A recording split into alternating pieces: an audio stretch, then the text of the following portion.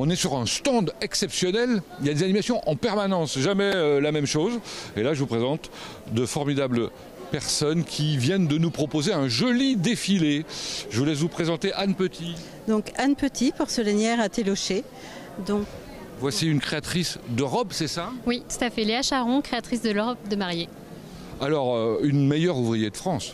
Alors, meilleure ouvrier de France, élue à la Chambre des métiers et je dirige un centre de formation coiffure et esthétique. Et puis Bruno Provost, qui représente la Chambre de métier. Oui, c'est vice-président de la Chambre de métier. Voilà. Et alors, que s'est-il passé, là, il y a un instant? Donc, c'est une alliance d'artisans d'art qui ont préparé en commun donc, les vêtements, les bijoux et la coiffure pour présenter ce défilé pur artisanat. Alors, qui étaient d'abord les mannequins? Alors les mannequins sont l'élève du centre de formation Espace Bel Air, des esthéticiennes qui ont proposé tout au long de la journée de la manucurie, des cours d'automaquillage et puis qui ont voulu servir aussi de mannequins pour les belles tenues de Léa. Alors ces belles tenues qui ont été conçues où, quand, comment, avec qui? Parce que j'ai cru comprendre qu'il y avait même des bénévoles qui étaient intervenus dans la confection de ces tenues. Oui, c'est ça. En fait, on est sur une réalisation de vêtements qui ont été créés soit pour des shootings d'inspiration, soit pour des journées comme les Journées européennes des métiers d'art. Donc là, vraiment de la démonstration de savoir-faire. Et on a aussi eu une robe qui a été réalisée dans l'optique d'un atelier collaboratif à Saint-Michel-de-Chavagne pour faire justement participer des gens qui sont peut-être pas spécialement dans la couture et leur montrer qu'on peut faire de très belles choses de ses mains. C'est particulièrement original. Et alors vous êtes porcelainière. Qu'est-ce qu'une porcelainière fait sur un défilé de mode de vêtements? Alors j'ai réalisé les bijoux en porcelaine et en argent plaqué or avec des apprêts réalisés à l'atelier.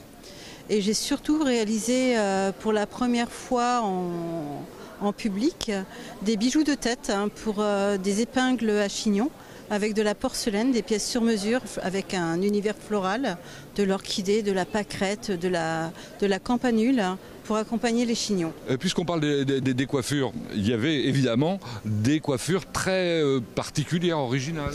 Alors l'idée c'est qu'on soit sur un défilé haute couture. Donc les coiffures que j'ai réalisées effectivement sont originales. Ça ressemble plus en fait à un thème par exemple sur les fleurs avec la robe, pas la robe de mariée est accompagnée d'une coiffure en forme de rose. Donc voilà, quand on est sur des défilés haute couture, il faut que les coiffures soient à la hauteur. Donc on a mis de la hauteur dans les coiffures. Donc vous étiez satisfaite de vos mannequins? Complètement, des jeunes filles adorables et on a passé une journée super sympathique et riche d'échanges entre 3 artisanes talentueuses, donc c'est que du bonheur. Bon, ça c'est le rôle de la Chambre de métier, de faire se réunir des artisans, j'allais dire passionnés.